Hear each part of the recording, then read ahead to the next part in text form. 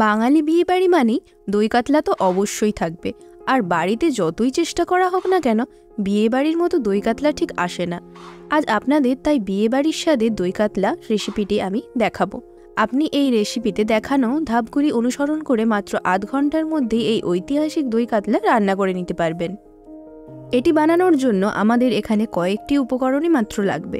1 চা চামচ চার মগজ আমি ভিজিয়ে রেখেছিলাম আধ ঘন্টা আগে, আর 1 চা চামচের মতো পোস্তও ভিজিয়ে রেখেছিলাম।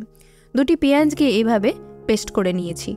এই দই কাতলা বানানোর জন্য প্রথমে 3 টুকরো কাতলা মাছকে ম্যারিনেট করে নিতে হবে। এর জন্য স্বাদ মতো লবণ এবং 1 চা চামচ হলুদ দিয়ে ভালোভাবে আমি মাখিয়ে নেব।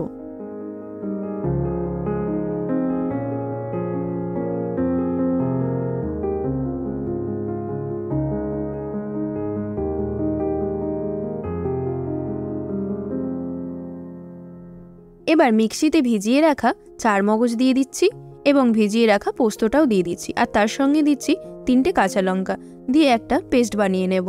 তবে এটি শিলনোড়ায় বেটে নিলে খুবই ভালো হয়, অনেক সময় মিক্সিতে পোস্তটি ভালোভাবে পেস্ট হয় না। এবার একটি কড়াইতে 50 ml মতো সাদা তেল দিয়ে খুব ভালো করে গরম করে নিতে হবে। ভালো করে গরম হয়ে যাওয়ার পর আমি একে একে মাছগুলোকে দিয়ে দেব। মাছগুলো উল্টে পাল্টে আমি হালকা করে ভেজে নেব, খুব ব্রাউন করে ভাজবো না।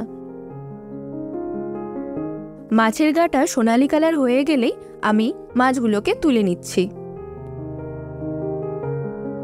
এরপর ওই মাছ ভাজার তেলেই ফোড়নের জন্য দিয়ে দিতে হবে একটি শুকনো লঙ্কা, একটি এলাচ, একটি লবঙ্গ ও একটি দারচিনি। হালকা করে ভেজে নিতে হবে। হালকা করে ভাজা হয়ে গেলে যখন ফোড়নের একটা সুন্দর গন্ধ ছাড়বে, তখন এর মধ্যে দিয়ে দিতে হবে 2টি বেটে রাখা পেঁয়াজ। পেঁয়াজ বাটাটা দিয়ে খুব ভালো করে ভেজে নিতে হবে।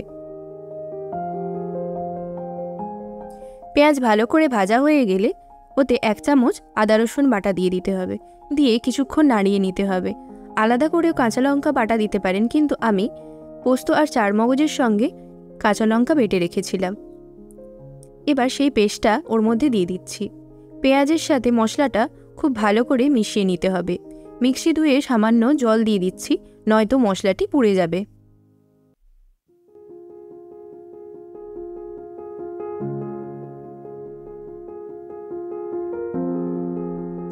আরও একবার একটু নাড়িয়ে নিয়ে এতে দিয়ে দিচ্ছি 50 ml মতো টক দই, স্বাদ মতো লবণ ও খুব সামান্য গোলমরিচের গুঁড়ো।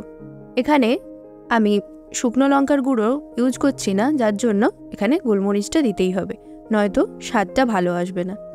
এখানে গ্যাসের ফ্লেমটা একদম কমিয়ে দিয়ে রান্নাটা করে নিতে হবে যতক্ষণ না মশলা থেকে খুব ভালো করে তেল ছাড়ছে।